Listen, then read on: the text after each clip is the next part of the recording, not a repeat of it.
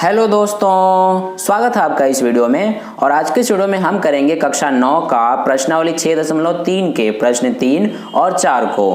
तो चलिए हम वीडियो को स्टार्ट करते हैं। और इससे पहले मैंने प्रश्नावली 6.1 और 6.2 के भी सभी प्रश्नों को हल करा दिए हैं और 6.3 के भी प्रश्न 1 और 2 को कंप्लीट करा दिया है। तो अगर आपने वो वीडियोज नहीं देखे हैं तो इस वीडियो के लास्ट में एंड स्क्रीन में या फिर यहाँ आई बटन पर क्लिक करके आप देख सकते हैं। तो देखिए अब प्रश्न नंबर 3 क्या दिया गया है हमें कि आकृति 6.41 में यदि AB समांतर है DE के, कोण BAC बराबर 35 डिग्री और कोण CDE बराबर 53 डिग्री है तो कोण DCE ज्ञात कीजिए। ठीक है दोस्तों, तो इस आकृति में हमें कोण DCE यानी कि ये वाला कोण हमें ज्ञात करना है। तो चलिए हम इसको ज्ञात करते हैं। तो सबसे पहले हम हल में क्या लिखते हैं कि हमें दिया क्या गया है। तो जो हमें दिया गया है वो हम यहाँ पर लिख लेते हैं। देखिए प्रश्न में हमें दिया गया है कि जो AB है वो समांतर है DE के, ये एक चीज दी गई है। और दूसरा इसमें हमें कोण BAC इसका मान दिया गया है 35 डिग्री। और तीसरा चीज इसमें हमें दिया गया है कोण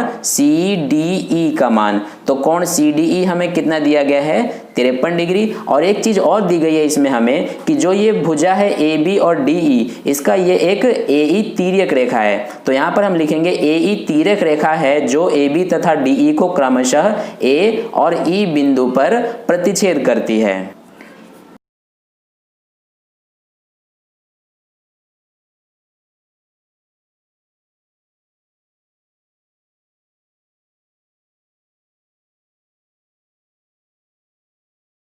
ठीक है दोस्तों, तो इस तरह से हमें जो दिया गया है वो हमने लिख लिया। अब हमें इसमें ज्ञात क्या करना है वो हम यहाँ पर लिख लेते हैं। तो हमें इसमें ज्ञात करना है कोण DCE का मान। ठीक है दोस्तों, तो इसमें हमें कोण DCE यानी कि यह वाला कोण हमें ज्ञात करना है। अब हम इसमें हल में क्या लिखेंगे सबसे पहले कि हमें इसमें कोण DCE ज्ञात करना है। तो कोण DCE ज्ञात करने के लिए हम क्या करेंगे, सबसे पहले इसमें हम कोण E यानी कि CED कोण ज्ञात करेंगे। क्योंकि अगर हम ये और ये कोण पता चल जाता है तो फिर हम ये कोण आसानी से निकाल सकते हैं 180 में से इन दोनों को माइनस करके। ठीक है, क्योंकि यह एक त्रिभुज बन रहा है और त्रिभुज के तीनों कोणों का योग 180 डिग्री होता है। तो यहां से देखिए कि कोण CED यानी कि ये वाला कोण जो है वो बराबर होगा किसके, कोण BAC के यानी कि इस वाले कोण के। क्यों? क्योंकि इन दोनों में क्या संबंध है, ये दोनों एकांतर अंतःकोण है। तो यहां पर हम इसलिए लिखेंगे कि कोण CED बराबर होगा कोण BAC के। ठीक है, यहां पर हमने इन दोनों कोणों को बराबर कर दिया। अब यहां पर हम कारण क्या लिखेंगे, क्योंकि ये क्या है, एकांतर अंतःकोण है। ठीक है दोस्तों, तो इस तरह से हमने ये कारण लिखा है इसका।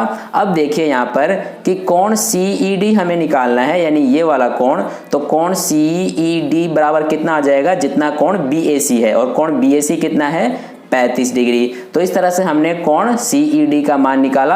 अब देखिए यहाँ पर कि त्रिभुज इस वाले में, इसमें आप ध्यान दीजिए CDE या फिर त्रिभुज इसका नाम दे सकते हैं आप DEC। तो इस तरह से हम यहाँ पर लिखेंगे कि त्रिभुज CDE में क्या होगा कि इसमें कोण ये प्लस कोण ये प्लस कोण ये, इन तीनों कोणों का 180 डिग्री होगा। तो यहाँ पर हम लिख लेंगे सबसे पहले कोण DCE प्लस कोण CDE। कोण DCE का मतलब कोण DCE ये प्लस कोण CDE यानी कि ये प्लस कोण ये यानी कि ये हो जाएगा CED बराबर कितने के होंगे, 180 डिग्री के। क्यों? यहाँ पर कारण लिखेंगे त्रिभुज के तीनों कोणों का योग 180 डिग्री होता है।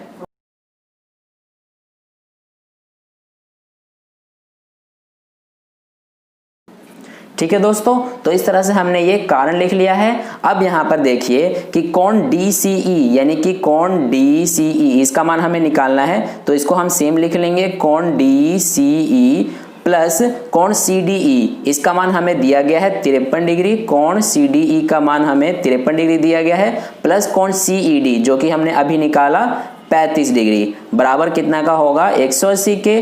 तो यहां से अब कोण DCE ये हमारा कितना आ जाता है दोस्तों 180 माइनस हो जाएगा ये दोनों इधर जाके। तो 53 और 35 ये कितना हो जाता है 88 डिग्री।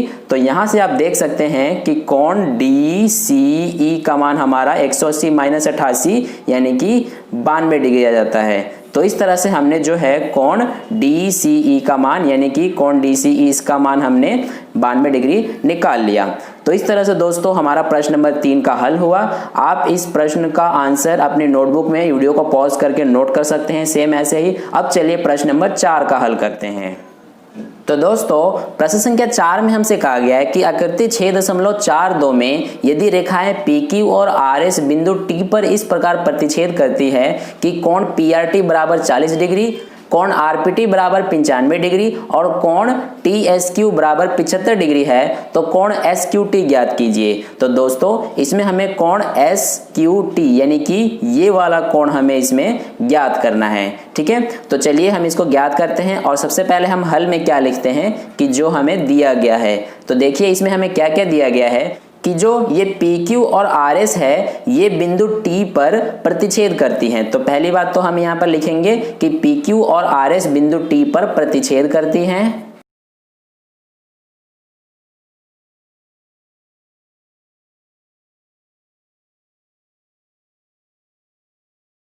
ठीक है दोस्तों, और इसके अलावा हमें क्या दिया गया यहाँ पर कि कोण PRT इसका मान हमें दिया गया है 40 डिग्री। इसके अलावा कोण RPT इसका मान हमें दिया गया है 95 डिग्री तथा इसमें हमें एक और कोण दिया गया है कोण TSQ जो कि 75 डिग्री हमें दिया गया है। तो इस तरह से हमें ये दिए गए हैं और हमें इसमें ज्ञात क्या करना है वो हम यहाँ पर लिखेंगे।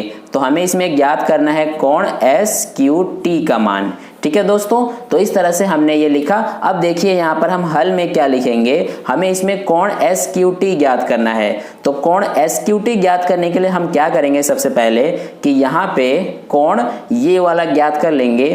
तो ये वाला कोण अगर हम ज्ञात कर लेते हैं तो इन दोनों कोणों को अगर हम 180 डिग्री में से घटा देंगे तो हमारा ये बच जाएगा। तो चलिए हम सबसे पहले कोण ये T ज्ञात कर लेते हैं यानी कि STQ।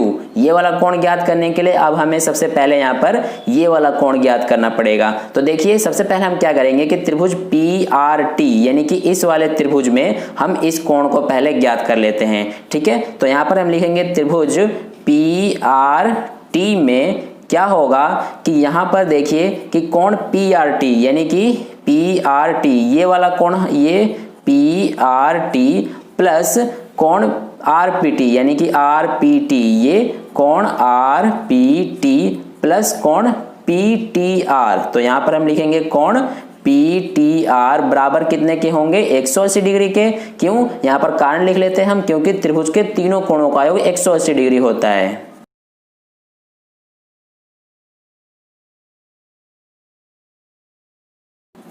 ठीक है दोस्तों, तो इस तरह से हमने ये कारण लिखा।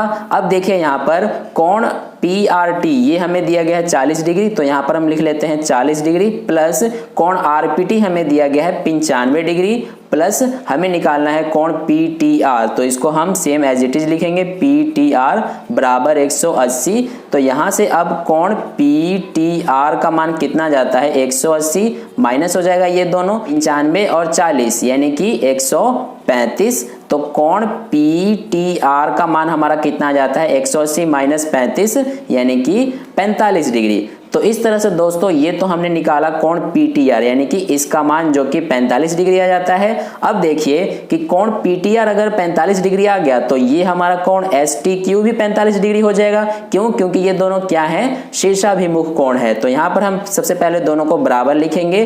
कोण STQ बराबर होगा कोण PTR के। क्यों, क्योंकि यहाँ पर क्या है ये दोनों शीर्षाभिमुख कोण हैं।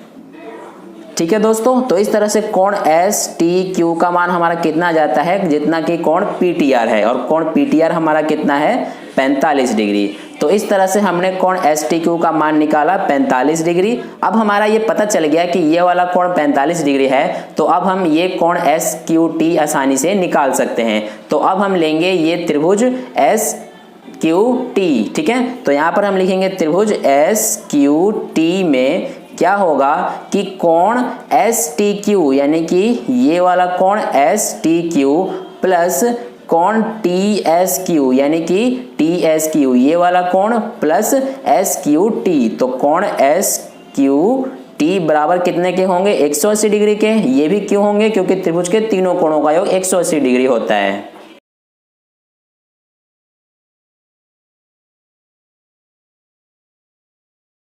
ठीक है दोस्तों, तो इस तरह से हमने ये कारण लिख लिया। अब देखिए हमें कोण STQ पता है जो कि कितना है 45 डिग्री, प्लस हमें ये भी पता है कि कोण TSQ कितना है जो कि 75 डिग्री है, प्लस हमें निकालना है कोण SQT। तो यहाँ पर हम लिख लेंगे SQT बराबर 180। तो देखिए अब कोण SQT का मान कितना जाता है 180, माइनस हो जाएगा ये दोनों 75 और 45 कितने हो जाएंगे 120 डिग्री। तो कोण SQT का मान हमारा कितना जाता है दोस्तों 180 माइनस 120 60 डिग्री।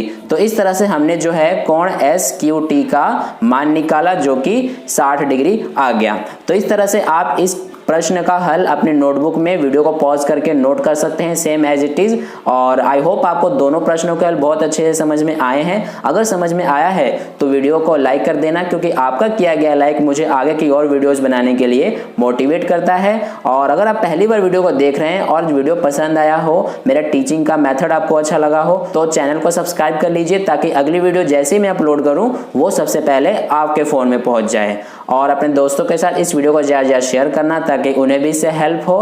तो मिलते हैं नेक्स्ट वीडियो में नए प्रश्नों के साथ। तब तक के लिए अपना ध्यान रखिए, खूब पढ़िए। धन्यवाद।